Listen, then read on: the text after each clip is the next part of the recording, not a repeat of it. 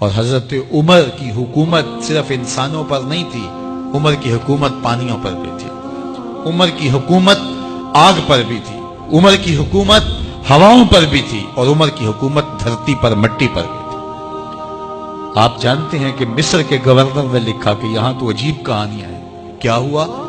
کہا کہ دریائے نیل اتنی دیر تک چلتا نہیں جب تک ایک نوجوان لڑکی کو زیورات سے آراستہ کر کے نیل میں ڈالا جاتا ہے، پھر نیل چلتا ہے، اور یہ برسا برس سے رسم جاری۔ حضرت عمر کے پاس جب یہ پیغام پہنچتا ہے تو حضرت عمر نیل کو خط لکھ رہے ہیں، بسم اللہ الرحمن الرحیم، مصر کے نیل کے نام عمر کا خط، اور آگے لکھتے ہیں، اے نیل اگر تو اللہ کے حکم سے چلتا ہے تو چل، ورنہ تیری کوئی ضرورت نہیں ہے۔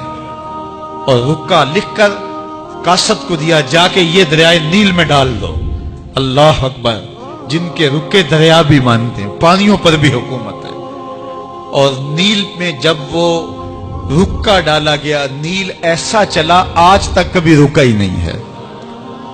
پانیوں پر حکومت، ہواؤں پہ حکومت۔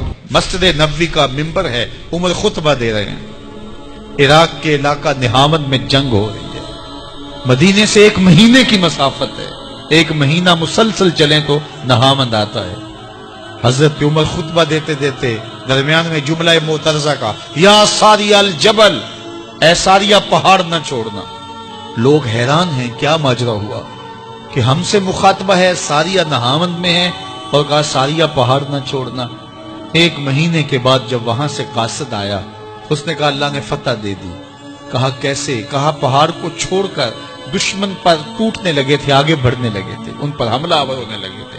اچانک عمر کی آواز آتی، پہاڑ کو نہیں چھوڑنا، کیونکہ اگر ہم پہاڑ کو چھوڑ دیتے دشمن پیچھے سے حملہ آور ہونے کے لیے تیار کھڑا تھا۔ تو کہا بس ہم پہاڑ کو اپنی پشت پہ رکھا، اور اللہ نے اسی دن ہمیں فتح عطا کر دی۔ ہوائیں بھی ان کا پیغام پہنچاتی ہیں، پانی بھی ان کا حکم مانتے ہیں۔ اس زمانے میں فائر بریگیڈ سسٹم نہیں تھا، لیکن ایک آگ بڑھتی آ رہی ہے شہر کی طرف۔ لوگوں نے حضرت عمر کو بتایا، امیر المومنین، آگ پھیلتی آگے بڑھتی چلی آ رہی ہے اور شہر کو اپنے قابو میں لینے والی ہے۔ عمر اپنی چادر اتارتے اور حضرت تمیم داری کو دیتے ہیں، کہا یہ چادر لے جاؤ اور ایسے ایسے کرو، آگ پیچھے بھاگتی چلی جائے۔ تو چادر ہلاتے جاتے ہیں حضرت تمیم داری، اور آگ پیچھے بھاگتی چلی جاتی۔ مٹی بھی حکم مانتی ہے۔ ایک لونڈی کھڑی رو رہی ہے راستے میں، کہا تجھے کیا ہوا؟ کہا ٹھوکر لگی، میرا تیل زمین میں بہہ گیا، میری مالکہ بڑی سخت ہے، وہ مجھے کہے گی تم نے یہ کیا کیا۔ عمر درہ زمین پہ مارتے ہیں، فر الارض الم عادل علیک، زمین عمر نے تیری چھاتی پہ عدل نہیں کیا؟ تو عمر کے ہوتے ہوئے اس کا تیل پی جائے؟ زمین تیل باہر نکال دیتی ہیں، فرماتے ہیں ڈال لے اپنے برتن میں۔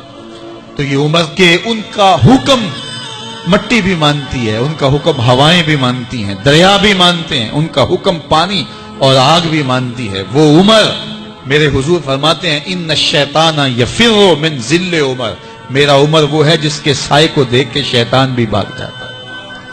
حضرت عمر رضی اللہ تعالیٰ عنہ نے ایک بہترین نظم و نسق دیا اور امور سلطنت کو اس انداز سے منظم کیا۔ ایک غیر مسلم مفکر کہتا ہے، اگر اس امت کو ایک اور عمر مل جاتا پوری دنیا پہ حکومت مسلمانوں کی